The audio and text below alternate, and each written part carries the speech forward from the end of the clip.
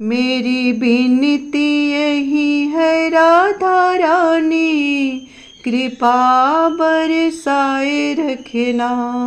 मेरी विनती यही है महारानी, कृपा बनाए रखना। राधे राधे दोस्तों, मैं मीतू शुक्ला SPM ब्लॉग में आप सबका स्वागत करती हूँ। दोस्तों आइए जानते हैं राधा रानी की छठी कब मनाना है, क्योंकि जो मेरी बहनें राधा रानी की अष्टमी तिथि पर उनका बर्थडे मनाई है तो उनको राधा रानी का छठी भी मनाना बहुत आवश्यक है।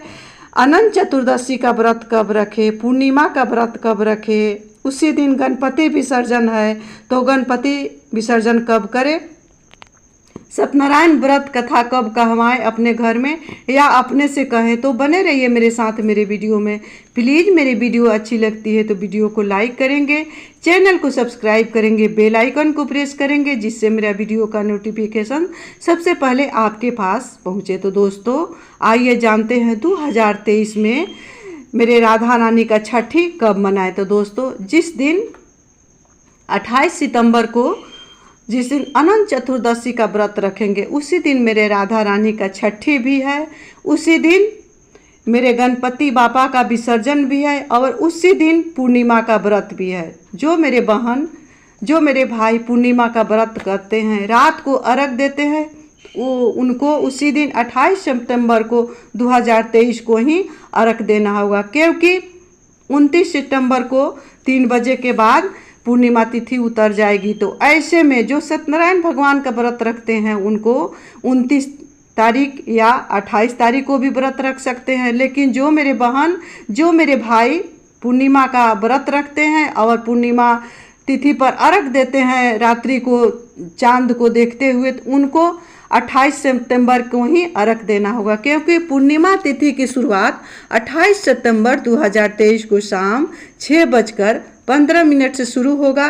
वही पूर्णिमा तिथि की समाप्ति 29 सितंबर 2023 को शाम 3:27 पर समाप्त होगी। ऐसे में पूर्णिमा तिथि का व्रत 28 सितंबर को ही रखा जाएगा। जिनके यहाँ सत्यनारायण भगवान का व्रत किया जाता है, पूजन किया जाता है, सत्यनारायण भगवान का कथा कहा जाता है, उनके यहाँ दोनों दिन शुभ है, दोनों दिन मान है। उनके यहाँ 28 सितंबर को भी सत्यनारायण भगवान का कथा हो सकती है और 29 सितंबर को भी सत्यनारायण भगवान का कथा हो सकती है। लेकिन जो मेरे भाई जो मेरे बहन पूर्णिमा तिथि का व्रत रखते हैं उनको 28 सितंबर को ही व्रत रखना है और 28 सितंबर को ही अर्घ देना है चांद को। ऐसे में राधा रानी का छठी कैसे मनाएंगे, क्योंकि बहुत ही शुभ दिन है, शुभ मुहूर्त है, कई शुभ उस दिन पढ़ा हुआ है। गणेश चतुर्दशी के दिन इसका महत्व इसीलिए और ज़्यादा बढ़ गया है कि बृहस्पतिवार है, बृहस्पतिवार के दिन विष्णु भगवान को समर्पित होता है। तो ऐसे में जो भी व्रत रखता है उनके लिए, या राधा अष्टमी जो भी बहन मनाई है वो राधा रानी का छठी मना रही है, या गणपति विसर्जन कर रही है और पूर्णिमा का व्रत रख रही है, तो मेरे विष्णु भगवान कई गुना बढ़ा करके उस जातक के घर में सुख समृद्धि सौभाग्य आरोग्य प्रदान करते हैं। तो राधा रानी की छठी में क्या करना है, तो राधा रानी का छठी का शुभ मुहूर्त है सुबह का 12 बजे से लेकर के शाम के 6:30 के बीच में आप राधा रानी का छठी मना सकते हैं। राधा रानी के छठी में क्या करना होता है, तो दोस्तों राधा रानी के छठी में खीर पूड़ी का भोग अवश्य ही लगाए मेरे राधा रानी को। हो सके तो हलवा का, पंजीरी का भी भोग मेरे राधा रानी को लगा सकते हैं। इतना नहीं कर सकते हैं तो सरल विधि से, क्योंकि उस दिन चतुर्दशी तिथि है, उस दिन गणपति बापा का विसर्जन है, पूर्णिमा तिथि की शुरुआत है उस दिन से, उसी दिन पितृ पूर्णिमा कहा जाता है, इसको सबसे बड़ी पूर्णिमा के रूप में मनाया जाता है, इसको पितृ पूर्णिमा भी कहा जाता है। उस दिन से श्राद्ध तर्पण भी शुरू हो जाता है। तो उस दिन अपने किचन में खीर पूड़ी अवश्य बनाए, अपने राधा रानी को खीर पूड़ी का भोग अवश्य लगाए और गैया मैया के लिए भी खीर पूड़ी का भोग अवश्य गौग्रास अवश्य निकाले, क्योंकि जिनके यहाँ पूर्णिमा तिथि पर, अमावस्या तिथि पर या नित्य प्रतिदिन गाय माई को गौग्रास निकलता है। उनके यहाँ श्री कृष्ण भगवान की पूर्ण कृपा बनी रहती है, क्योंकि गाय माता का पेट से ही श्री कृष्ण भगवान के पेट में जाता है। जो भी गौग्रास हम लोग गाय माता को खिलाते हैं वही कृष्ण को प्राप्त होता है। जहाँ गौ माता की सेवा होती है, पूजा होती है, वहाँ श्री कृष्ण भगवान राधे रानी के साथ निवास करते हैं। ऐसे में उस दिन गौग्रास अवश्य खिलाएं। खीर पूड़ी का भोग मेरे गौ माता को अवश्य अर्पण करें। जो पूर्णिमा का व्रत रखते हैं उनको 28 सितंबर को रखें। जो सत्यनारायण भगवान का व्रत रखते हैं वो 29 सितंबर को भी रख सकते हैं, 28 सितंबर को भी रख सकते हैं, क्योंकि एक दिन पहले से ही चतुर्दशी तिथि से ही सत्यनारायण व्रत कथा शुरू हो जाती है। ऐसे में अनंत पूजा भी उसी दिन है। तो दोस्तों मैं एक वीडियो अनंत पूजा का भी दे चुकी हूँ कि किस शुभ मुहूर्त में अनंत भगवान का पूजा करना है, और अपने किस कलाई में, जो मेरे भाई हैं उनको किस कलाई में ये अनंत का धागा बांधना है, जो मेरे बहन हैं उनको किस कलाई में अनंत का धागा बांधना है। तो दोस्तों मैं बता दूँ, जो मेरे भाई हैं व्रत रखते हैं या नहीं रखते हैं, श्रद्धा पूर्वक अनंत भगवान को खरीद करके लाएं। मार्केट से 14 धागा वाली रेशमी धागा हो या कॉटन का धागा हो, उस दिन अवश्य ही खरीद कर लाना चाहिए। और अनंत भगवान को हल्दी में डूबो करके श्री विष्णु भगवान के विग्रह में, चरण में उसको अर्पित करें और उसी धागा को अपने हाथ में बांधें। अगर आपके यहाँ ब्राह्मण आते हैं, कथा सहित विधि विधान से पूजन करते हैं तो ठीक है, उस तरह से आप पूजन करेंगे और अपने अनंत को अपने हाथ में धागा को बांधेंगे। क्योंकि 14 गांठ की धागा ये कोई साधारण धागा नहीं होती है। जो मेरी बहनें हैं वो अपने बाएं हाथ के में बांधेंगे इस धागे को। जो मेरे भाई हैं वह 14 गांठ के धागे को अपने दाहिने कलाई में यानी राइट हैंड में इस धागे को बांधेंगे। बांधने के बाद में कोई मीठा इसमें भोग लगाकर विष्णु भगवान को अर्पित करके उसी भोग को लिया जाता है। तो खीर पूड़ी का भोग सबसे उत्तम होता है, क्योंकि अनंत चतुर्दशी पर खीर पूड़ी का भोग ही बहुत सबसे उत्तम माना जाता है। कई तिथियां, कई शुभ मुहूर्त, कई व्रत एक साथ पड़ने के कारण एक खीर पूड़ी आपके किचन में अगर बन गया तो ये अमृत तुल्य हो जाता है। तो इसी खीर पूड़ी का भोग आप अपने भी ग्रहण करेंगे और अपने नारायण का भोग में भी शामिल करेंगे।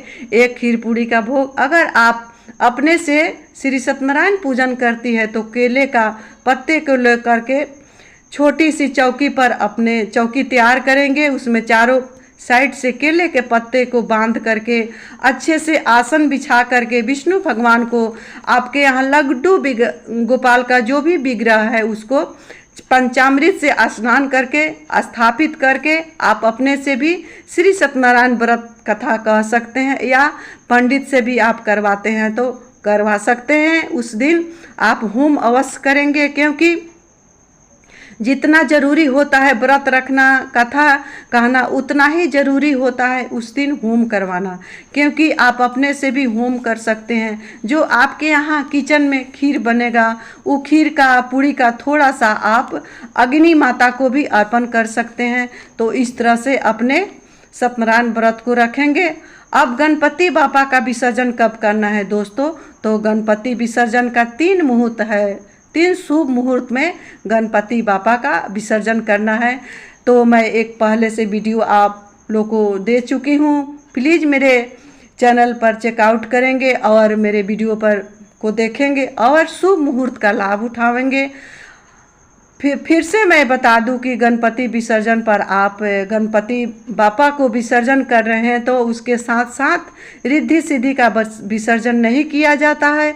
अगर आप गणपति महोत्सव के दिन, गणेश चतुर्दशी के दिन आप रिद्धि सिद्धि का कुमकुम नहीं लगाइए अपने मुख्य दरवाजे पर, मुख्य डोर पर, तो विसर्जन के दिन, विसर्जन के पहले, गणपति बापा के विसर्जन से पहले अपने मुख्य दरवाजे पर रिद्धि सिद्धि का बिंदी अवश्य लगाएंगे।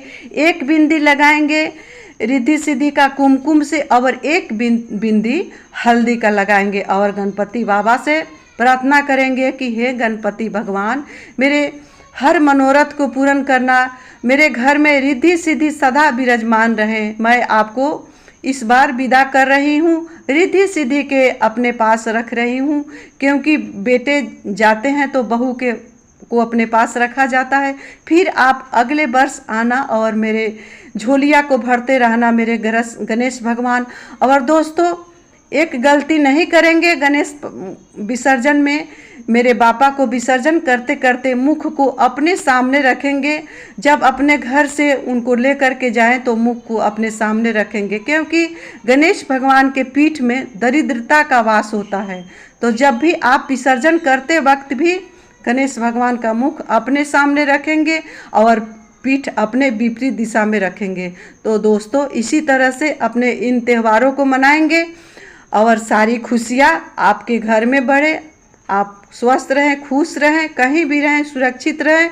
इसी के साथ मैं अपने वाणी को श्री विष्णु भगवान, नारायण, गोविंद, गणपति बापा, राधा रानी के चरणों में विराम दे रही हूँ। मिलती हूँ अगले वीडियो में, तब तक के लिए इतना ही। श्री शिवाय नमस्तु। ओम श्री नमः भगवते वासुदेवाय नमः।